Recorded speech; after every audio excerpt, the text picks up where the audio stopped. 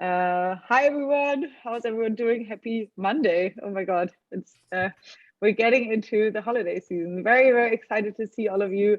We're hoping for this to be, quite an open conversation. I'm assuming many of you are familiar with Sergey and Neil's work, probably more familiar even than I am. I think that, there's even a few investors in the funds here. Oh, we have new Barzilai. Okay, well, let's see.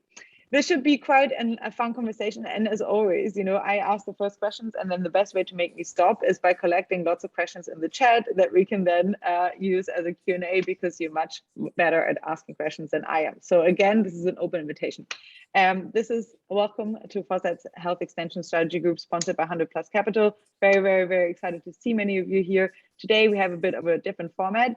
We used to do these much more often, and we're getting back into it into the next year, into more of an open Q&A and into more of an open discussion, rather than the more technical presentations that we've done lately a lot of. Okay, and so today I'm really, really happy to be joined by not one, but two really fantastic and folks in the more investing in entrepreneurial space. So Neil Littman and Sergey Young.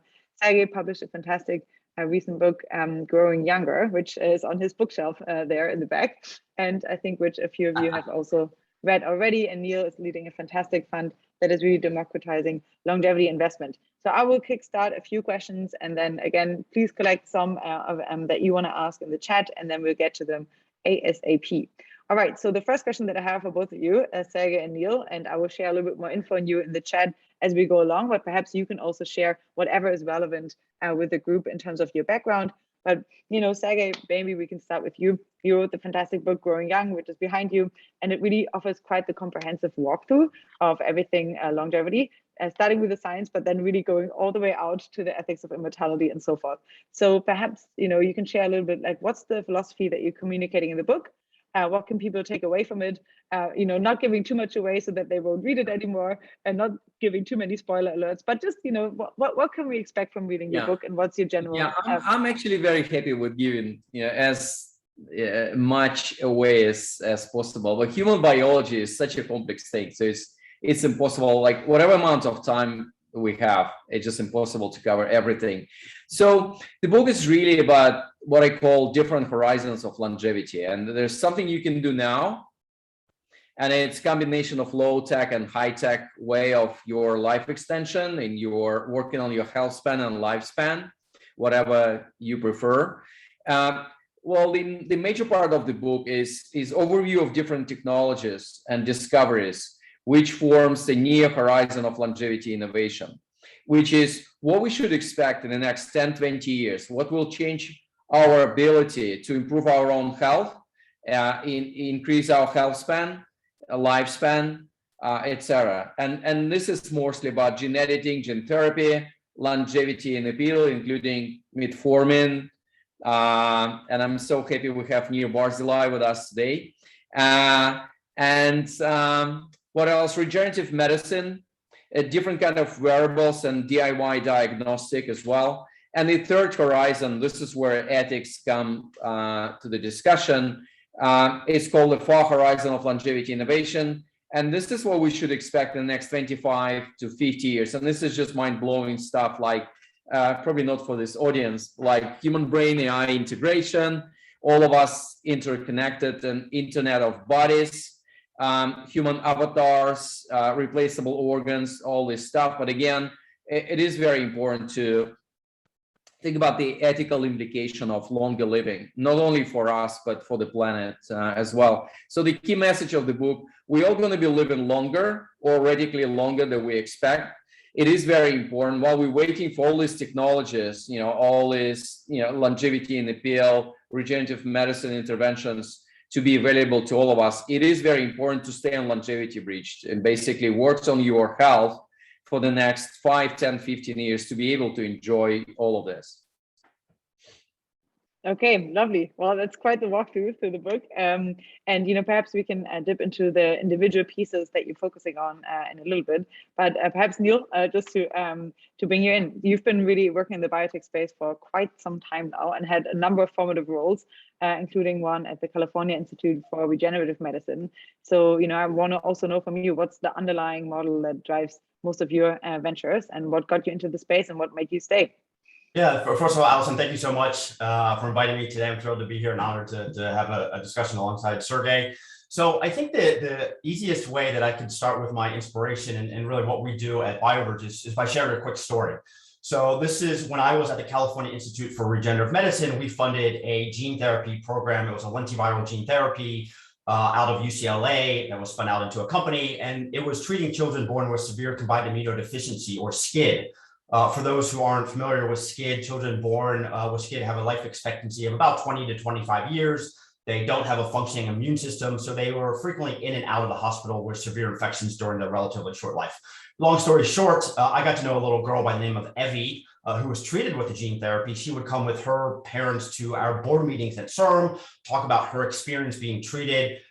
When I met her, she was about 6 years old, and she was cured of SCID. And so I was like, wow, this is amazing technology that is not science fiction. This is science fact. This is happening today. This gene therapy cured this little girl of her disease plus 28 other children just like Evie.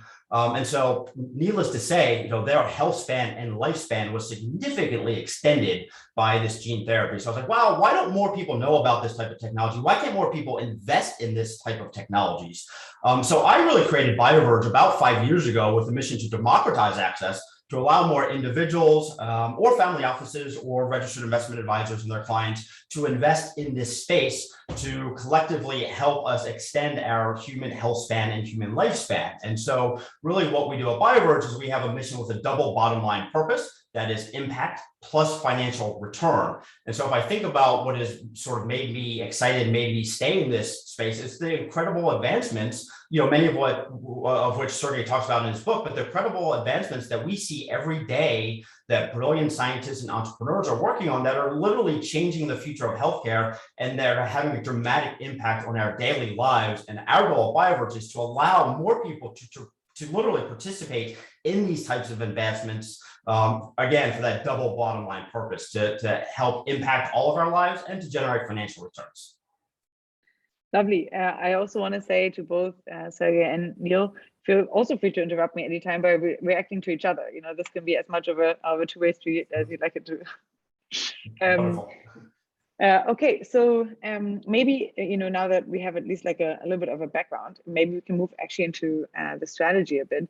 So I would love to know, Sergey, from you, like what is really driving the kinds of investments that you and your fund are making, and I heard that you also have an academy, so maybe you can also share a little bit about the academy while we're at it, and the same, for you, Neil, as well. So if we, go from the more broader vision into the exact types of bets that you're making, the strategy that underlies it, I would really appreciate that. Maybe Sergey, you go first.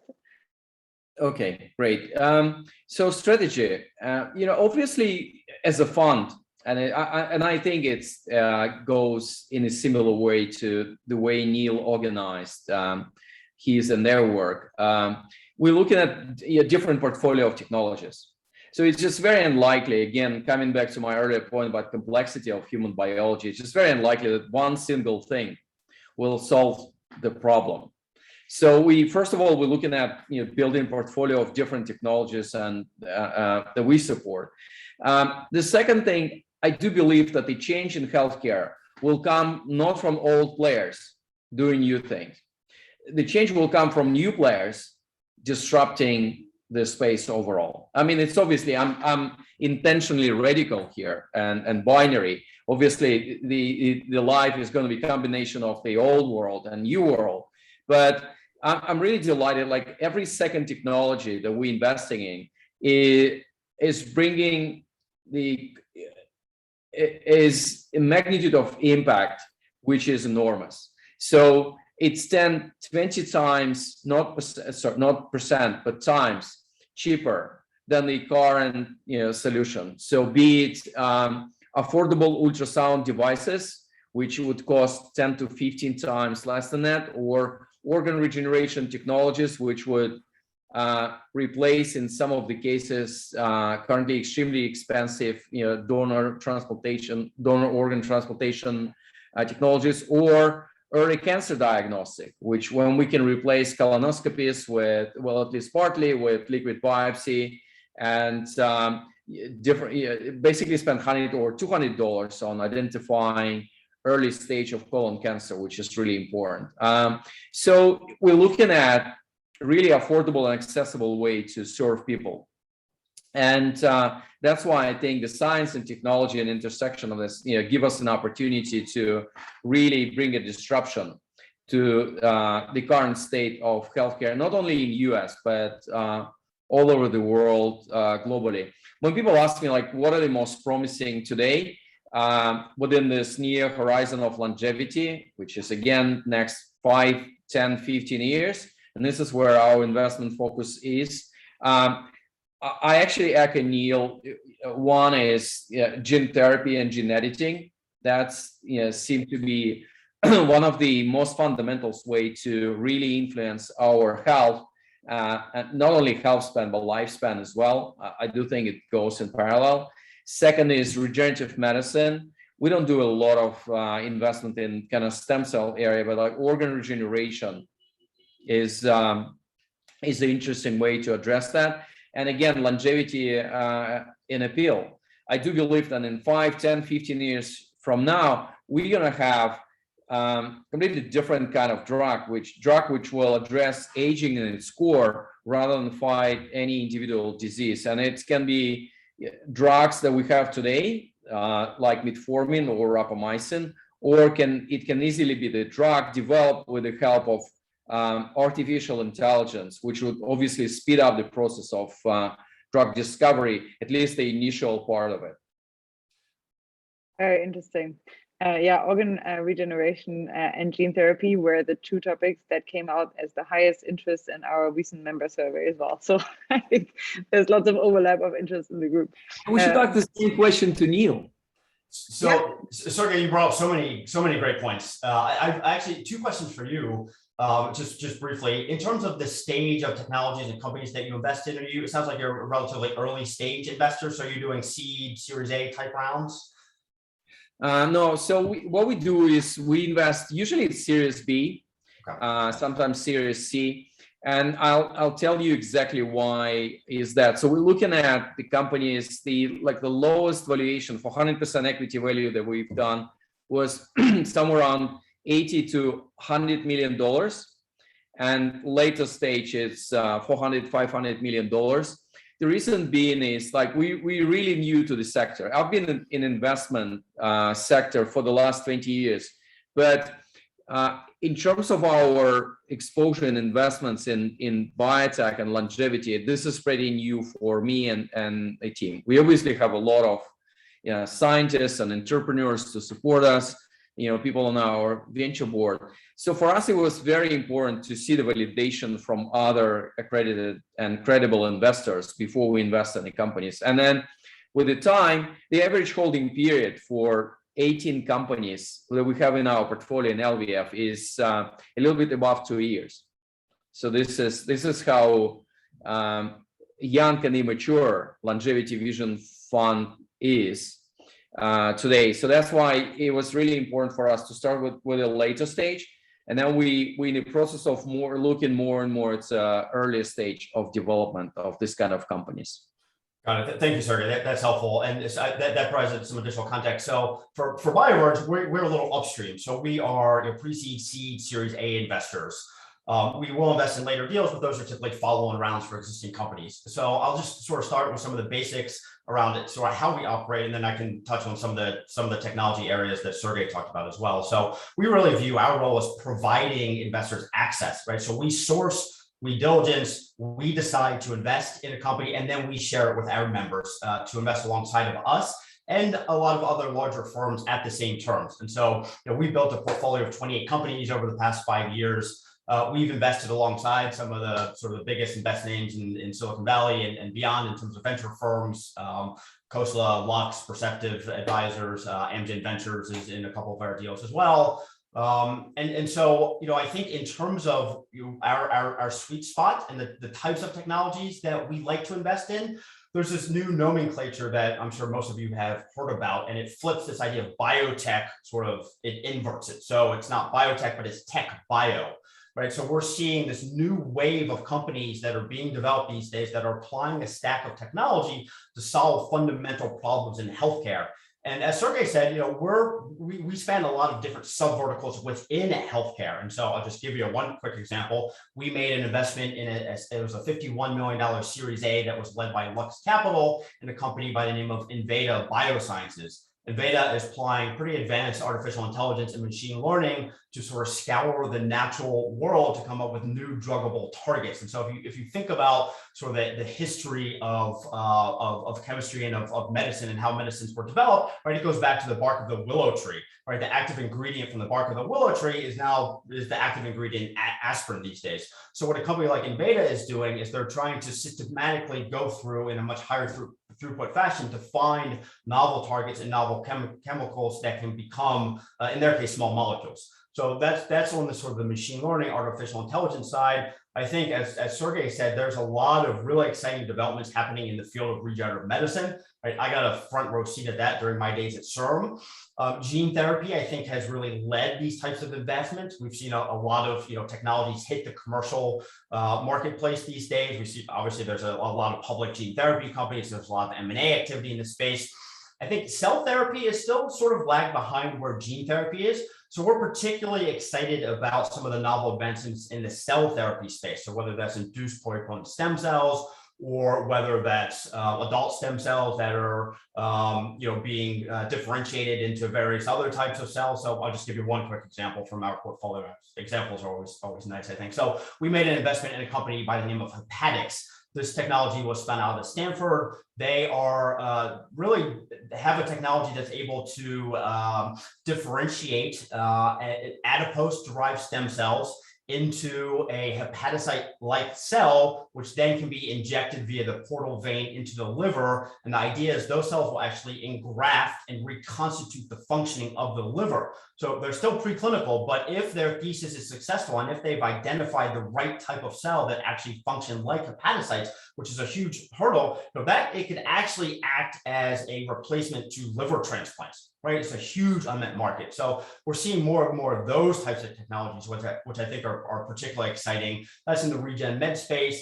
I think the other areas that we're really excited about are this idea of digital therapeutics. Right, so we all know digital health, but most of you are probably familiar with digital therapeutics. But right, it's basically software applications that try to help or nudge people into making healthier lifestyle choices. Right, i.e. via diet, via exercise, a lot of the things Sergey talks about in his book, right, that can have a profound effect on our, health span and lifespan today. It's not 10 years in the future. These things are available today. So we see a lot of those types of things as well. And there's a huge epidemic of chronic diseases in this country. So I think digital therapeutics are a really way to help alleviate some of the epidemic of chronic diseases in this country. So why don't I pause there and I'll ask if folks have any questions. Yeah, I have a question for Neil, actually. Where do you start? You start with science or you start with technology? You start with a group of scientists or a group of entrepreneurs?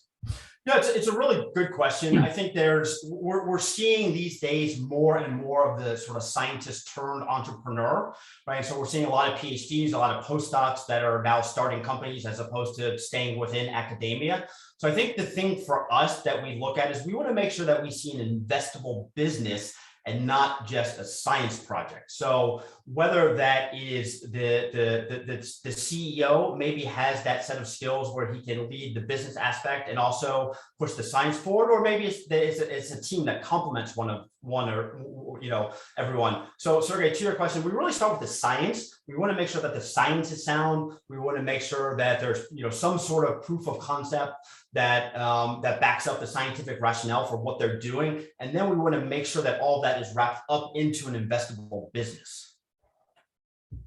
Beautiful, thank you.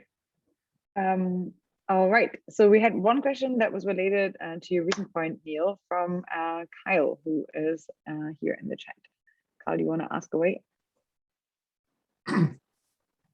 Yeah, So I was curious because you have this experience in gene therapy, and there have been some recent clinical trial deaths with high-dose AAV.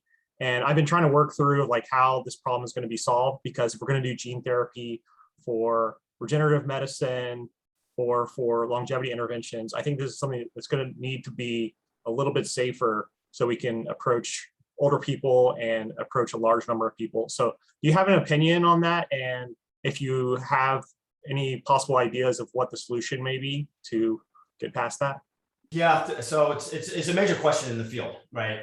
So there's a number of ways to sort of think about it. One, obviously, there has been throughout the history of gene therapy, right, this issue of off-target effects, right? So making sure that the gene of interest is inserted into the right area within the genome. It doesn't create, oncogenes or calls for like tumor effects. So there is one school of thought that these things need to be targeted more specifically, right? So that is one way to go about it. There's other modalities, right? So it's not just AAV. There's other types of viruses that can be used as a delivery vehicle. There's also what I think is particularly exciting, non-viral vectors and non-viral pathways to deliver gene therapy. So I think we're seeing a lot of companies that are using a non-viral based approach, which could alleviate a lot of these off-target effects and a lot of the issues that we've seen historically with what I would consider the first wave of gene therapies that have hit the market. So, I don't think there's necessarily one answer. I think there's a number of different types of technologies that are triangulating a way around some of these safety issues that we've seen.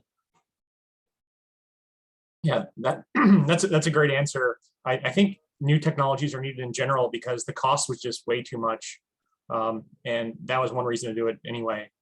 And I think what I heard is the FDA, well, last time I heard they were in a discussion with people who were developing companies for this, but basically the idea was they were going to maybe eliminate AAV capsids or lentiviral capsids that were empty, because some of the ways you produce it, you can end up with a lot of empty capsids to minimize the toxicity. But I think non-viral approaches, you could get the cost down and you can make it safer. So, and also, yeah, like you said, new viruses, I think that could be an approach that I didn't really think of, but I know some people are doing that. Yeah, and Kyle, you bring up a really good point, right? I think it's one thing when you're talking about dealing with gene therapy with a relatively limited patient population, right? So children with SCID, for example, relatively small number of patients. It's an entirely different ballgame when you're rolling these types of therapies out to a much larger patient population. So, there are programs in development for sickle cell disease, for example. That's a pretty large patient population, right? And so you need to make sure that the safety profile, I think, is much enhanced over what you would roll out to a much smaller and targeted patient population as well.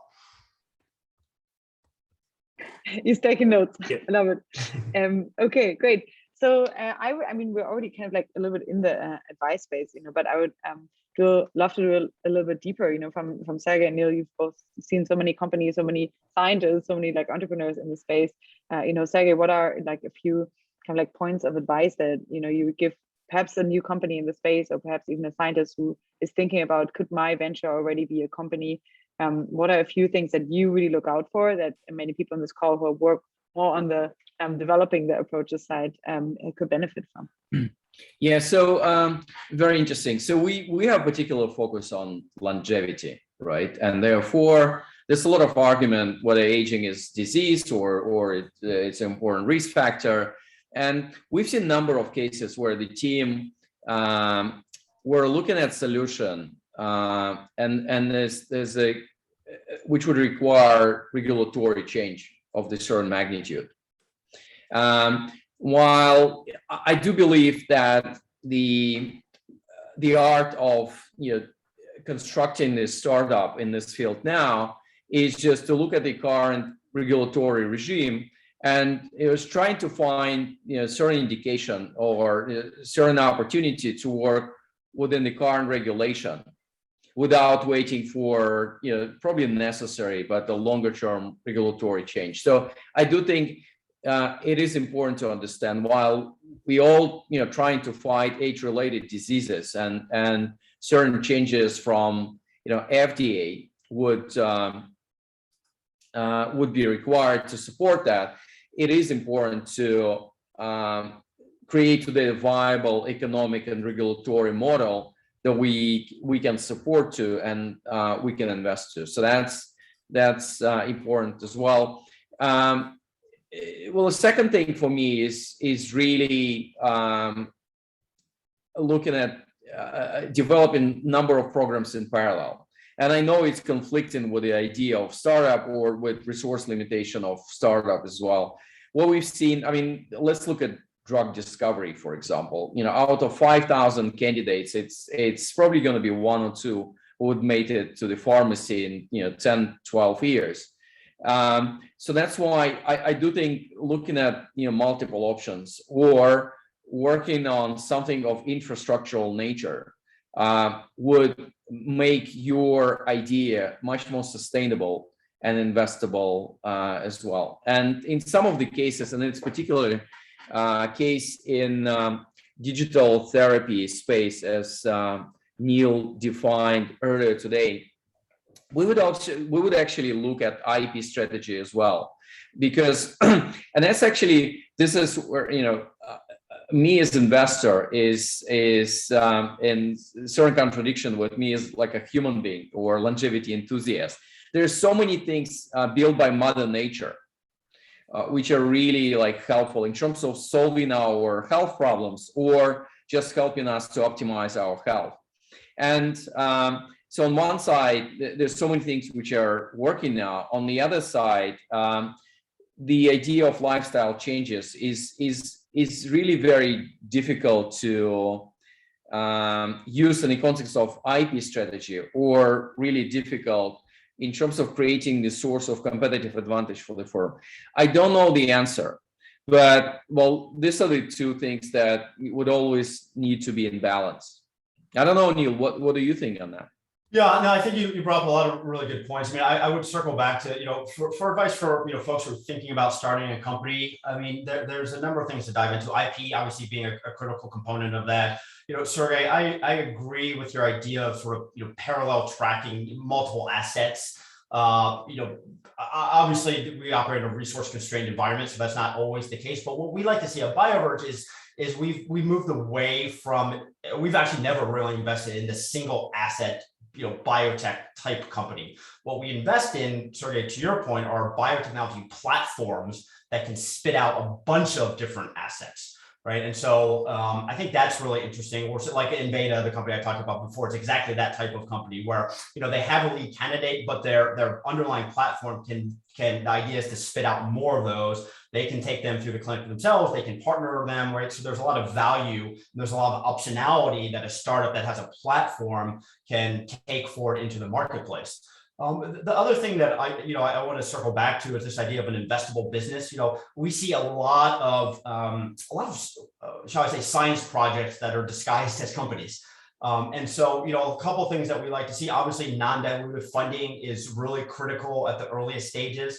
That's really important. The other thing that we look for, right, is the team, and in particular, the coachability of the team. And I'll just give you a quick example on a no-name basis. But what I have found is there's often a stark difference in the skill sets between a founder and a CEO. Right. So the founder is often a scientific founder, right? And they have a deep domain expertise. Maybe they're coming out of academia.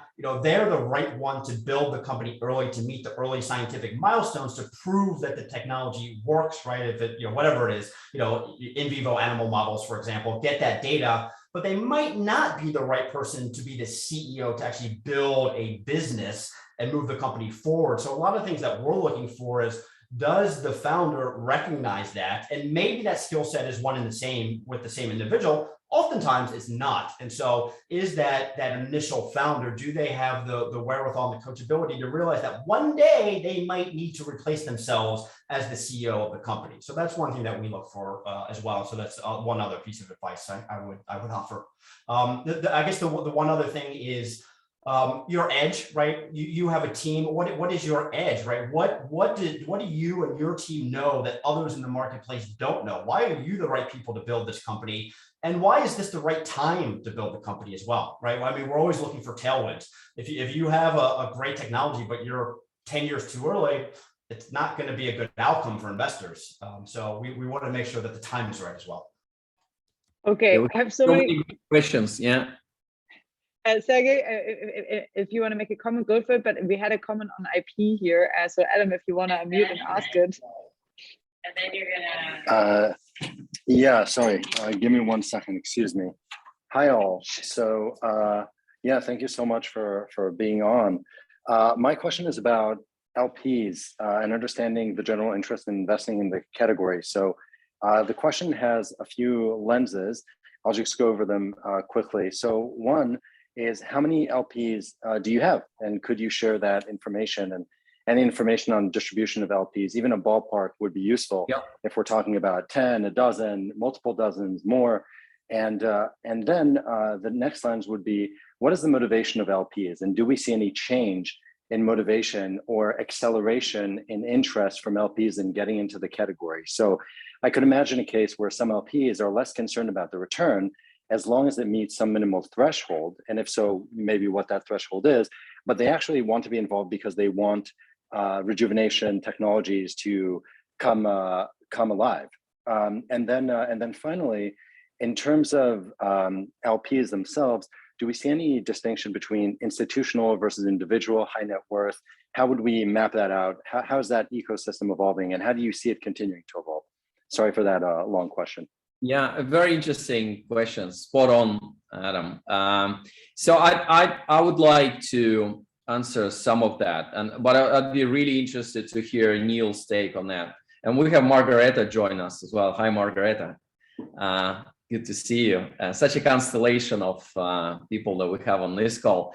So our investors, we have a little bit more than 10 investors in the first fund. We currently in discussion with 20 other groups to invest in the second fund in LVF. And just to remind you, LVF1 is $100 million. LVF2 probably going to be somewhere around $200 million, and we're going to raise it in the next 12 months. Again, coming back to my earlier point, I've been in investments for the last 20 years. It was like the most weird experience to do longevity vision fund.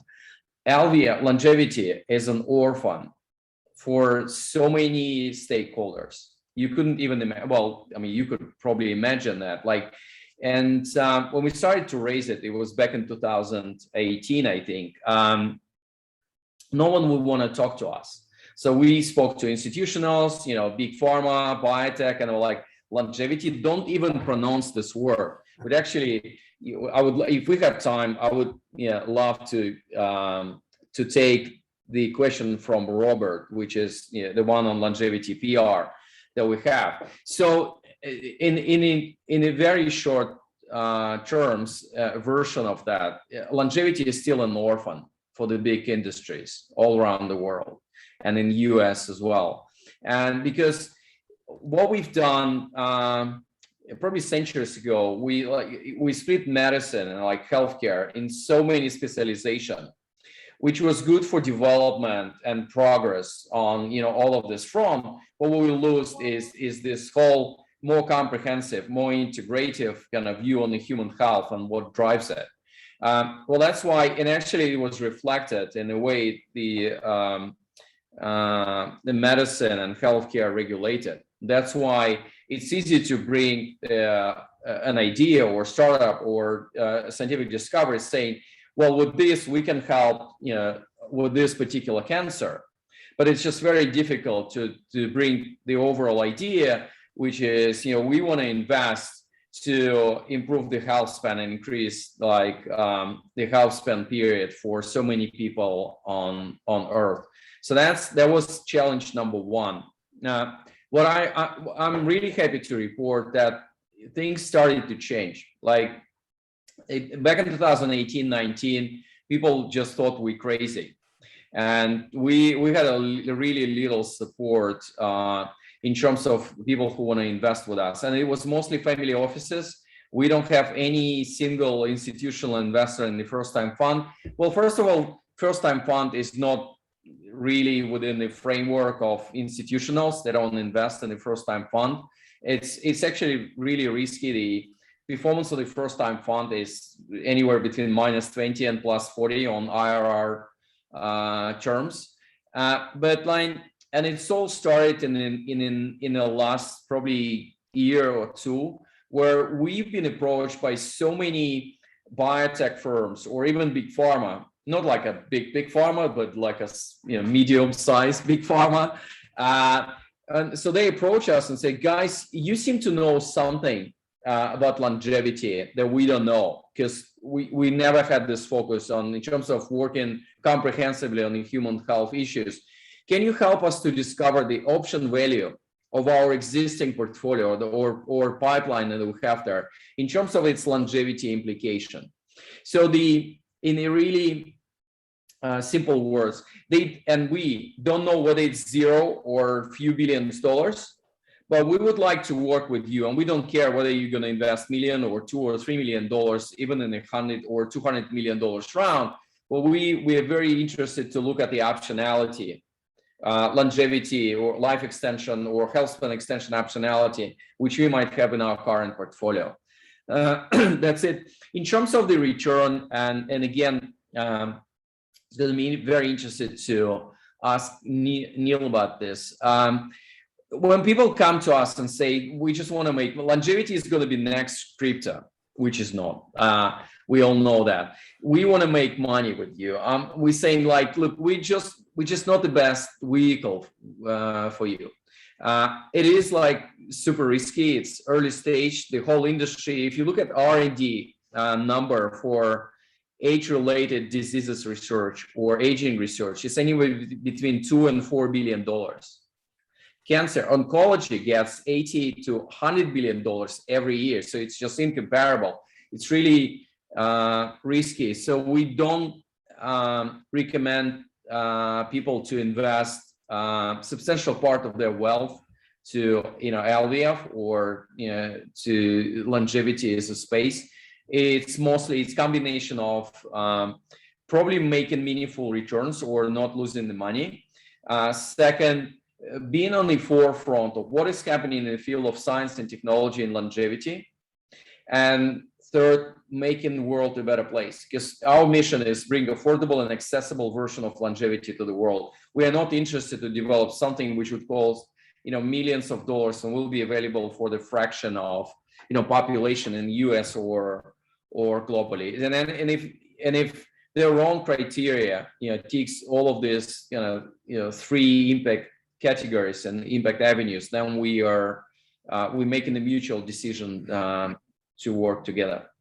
I actually thought that was quite interesting in your book as well. Oh, sorry. I thought that was quite interesting in your book as well, right? Because you have this really ambitious vision of actually bring longevity to like 1 billion people currently alive. And so I think, there's often this, I think, perception that I think also Robert, voiced in the chat of just like, hey, this is something, that only a few can benefit from. And you're like clearly setting out on the mission of like, no, this should be something that everyone can benefit from. So I don't know if you want to, make another point on this, but. Yeah, so I mean, obviously, some of the discoveries and some of the technologies will be expensive in the beginning.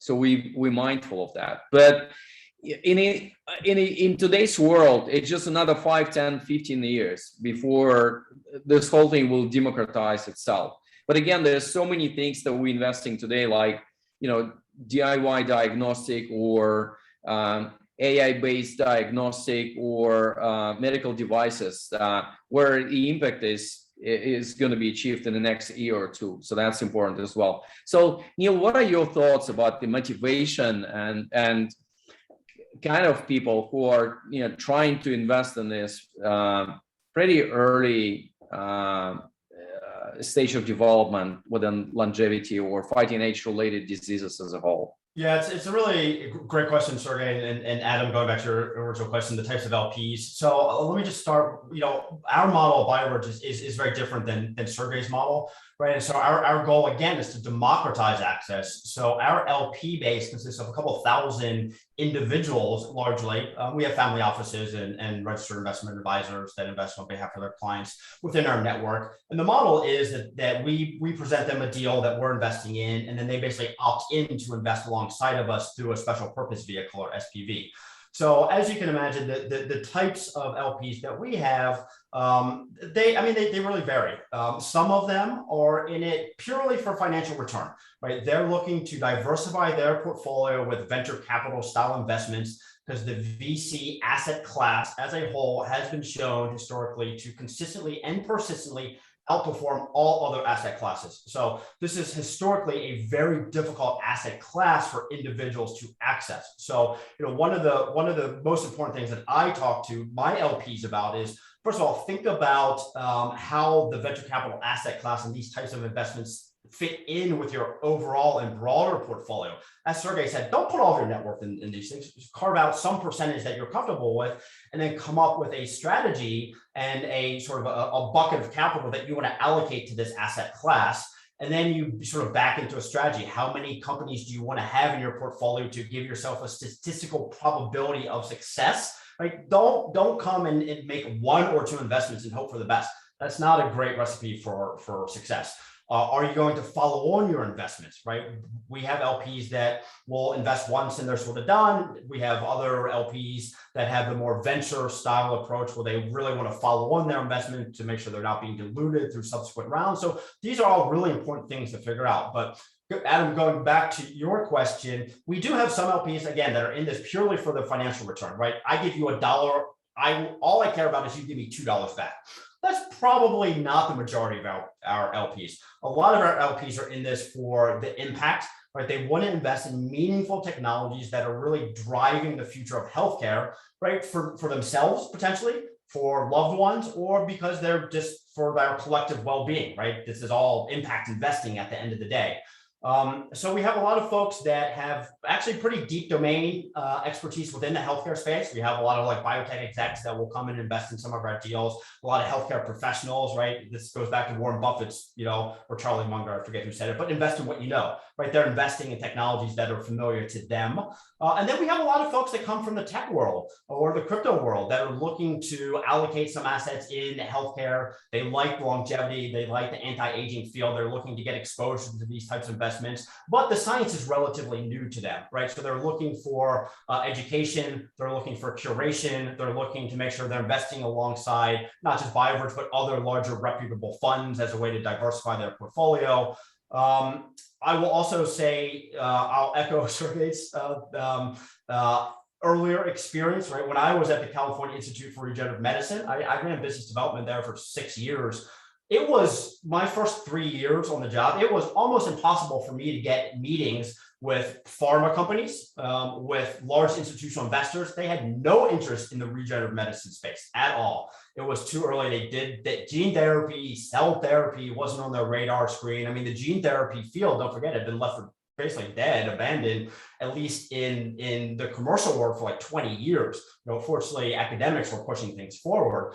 Fast forward toward sort of probably 2018, 2017, and there were some early successes really on the back of the CAR T therapies that had remarkable clinical trial success, approvals, right? And I think that was the catalyst to enable big pharma companies and institutional investors to say, hey, maybe the science is now advanced enough that we should be taking a hard look at the space. And we're now at the point where, honestly, I mean, there's a flood of capital out there that is interested in regenerative medicine, this idea of tech bio, longevity. Yes, probably still to a lesser extent, though, longevity. I mean, we all know, longevity still isn't classified as aging is still not classified as an actual disease according to the NIH. So it's still not sort of totally mainstream, but we are seeing more and more interest in all of these types of technologies that will help promote longevity and anti-aging. So I think that's really exciting.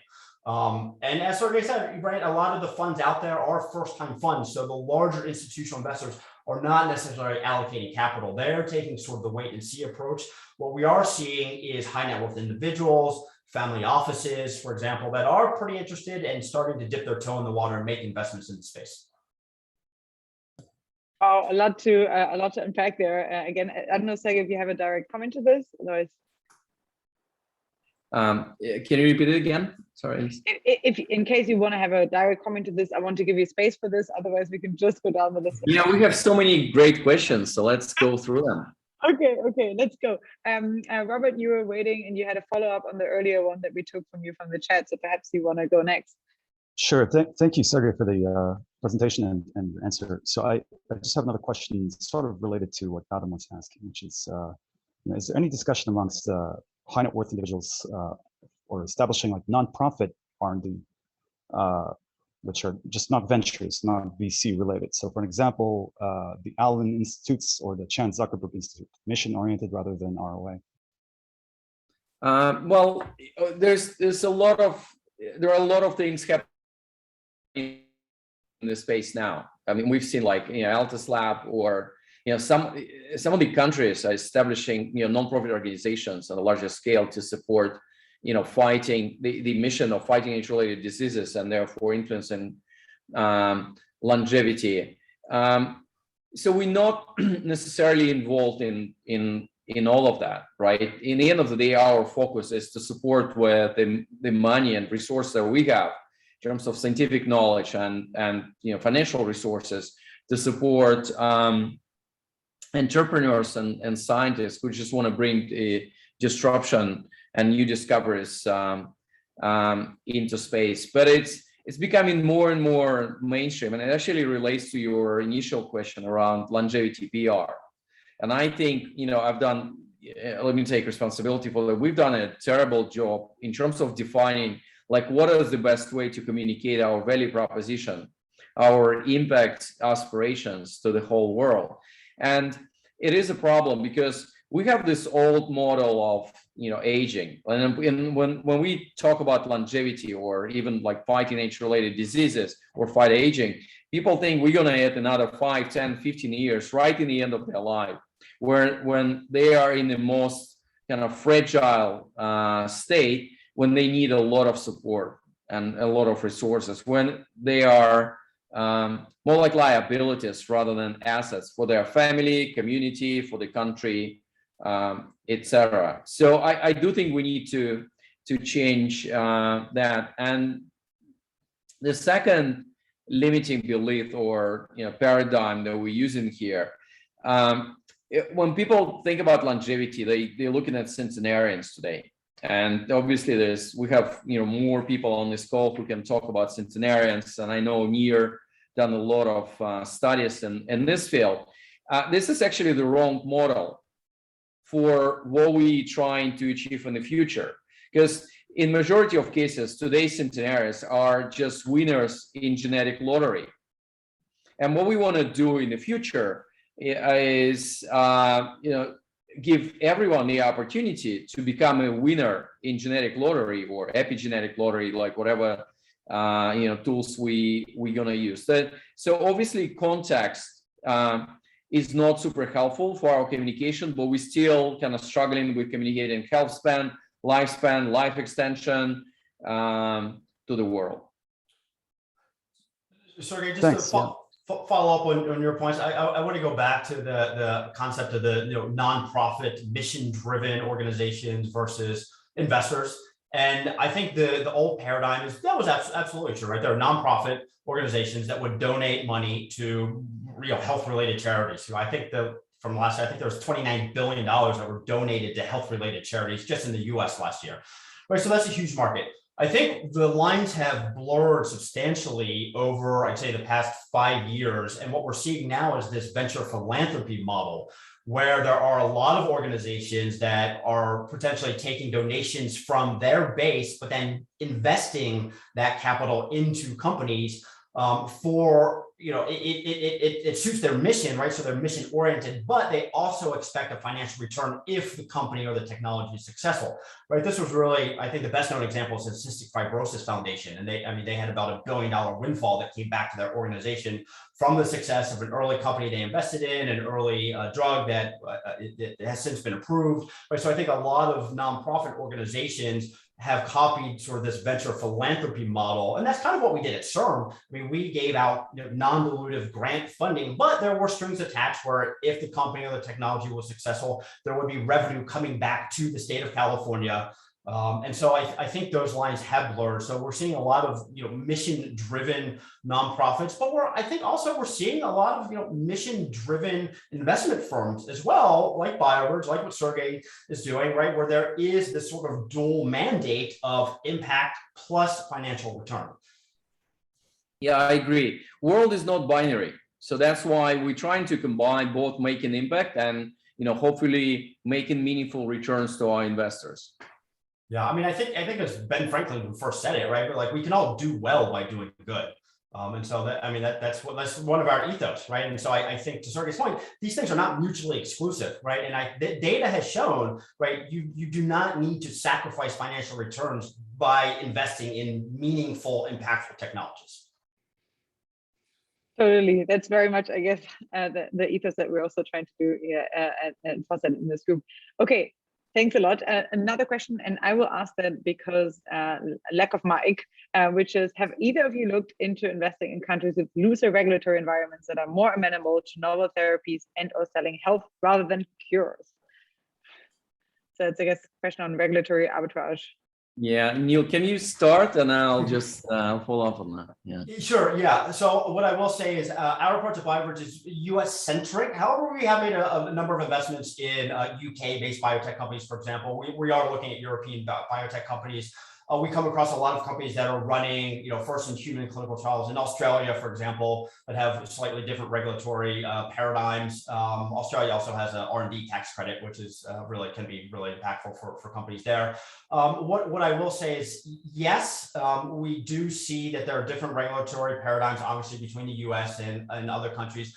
At Bioverge, we really are US centric. So we want to make sure that if we are investing in a company that is doing a trial that is outside of the US, that data could actually be used to work towards a US FDA approval. I think that's really important for us. So we want to make sure that the trials are being conducted in such a way that it could be used in a US regulatory filing. So that's one thing that is really important to us. Yeah, so for our perspective, I do believe, and we are US centric as well, because it's 25% of the world economy. This is probably the most expensive, and some people say the most inefficient healthcare system in the world, with 18% of GDP spent on healthcare. And even pre-COVID, we had years when the lifespan has been decreasing. Obviously, I don't want to be like super negative for this. That's obviously the opportunity for all of us, and it reflects the aspiration and values of the nation. But like UK, I think, spends 8% of GDP on healthcare. Singapore 5%, and they have better numbers. So we do think the magnitude of the healthcare budget today reflects the magnitude of the opportunity that we all need to do. And again, it should be a change from incumbent players, but it should be a change which comes from new directions like technology as well.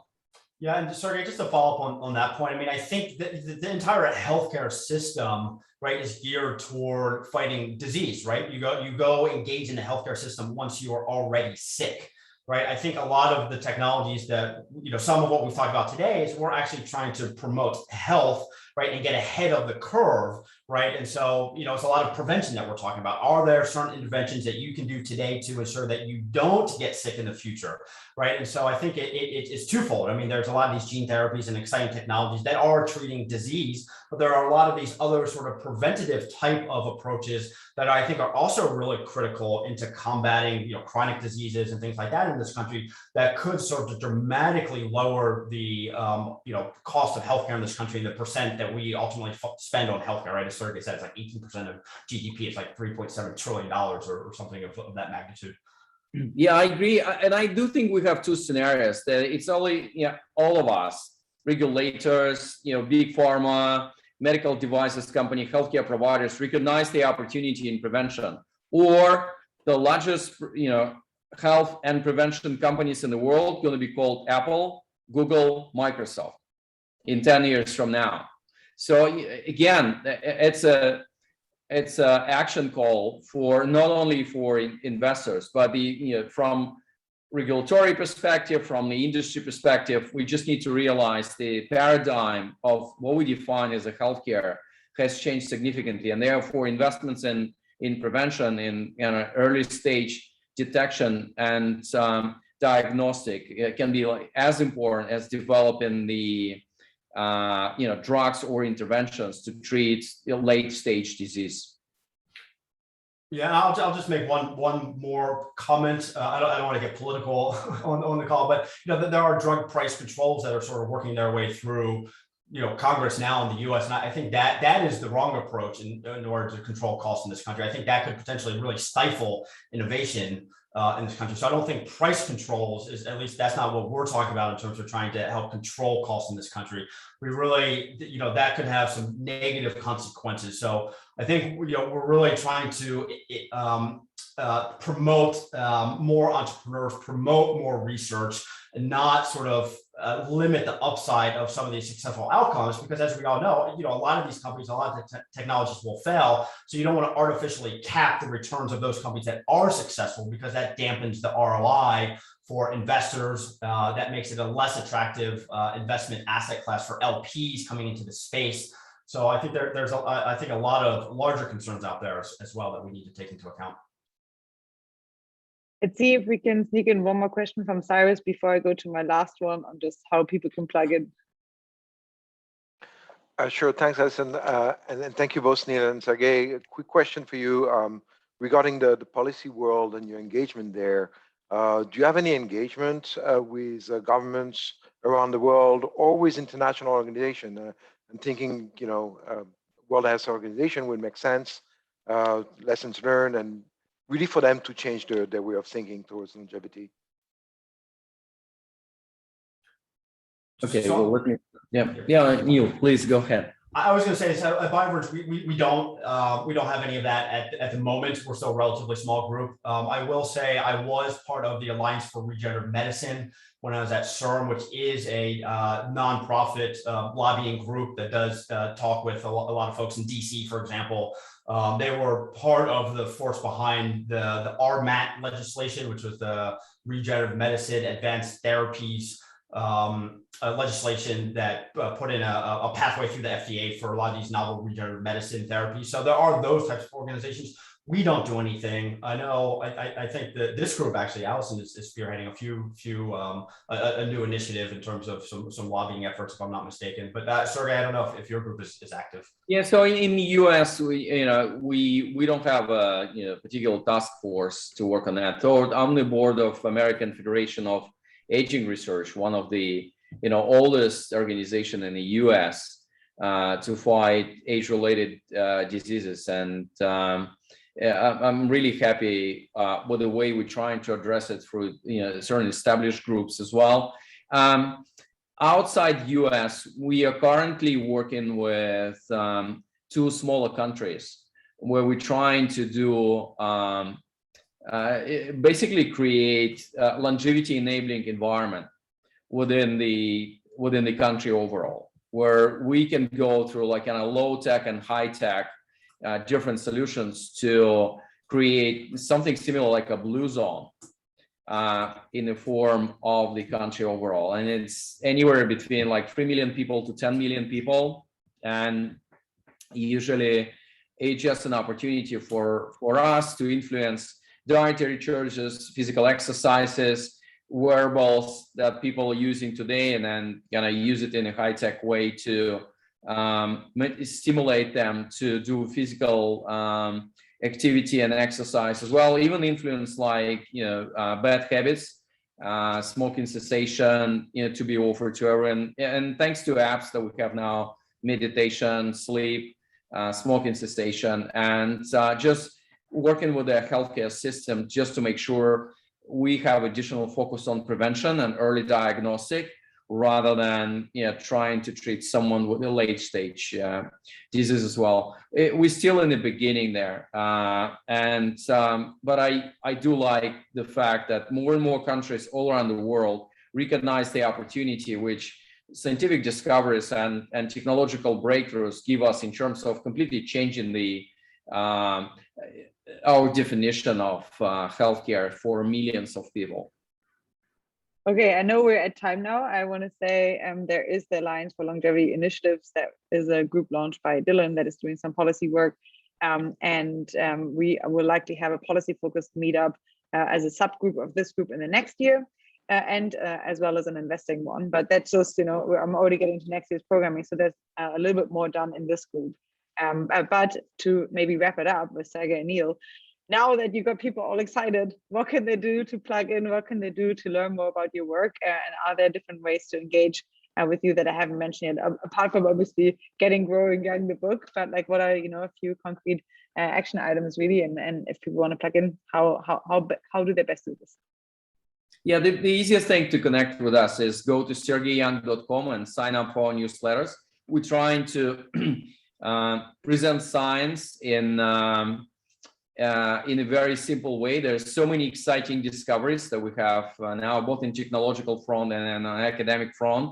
And this is what we're trying to bring to the world. But I do think the real change starts with all of us, recognizing the value of prevention, of taking back control of our health, and again, and help our planet as well, and making sure you're just part of the dialogue in regards to your own health choices as well. Just all of us can create this small longevity bubble within our family, our community, or even our country, and this is where the change will start.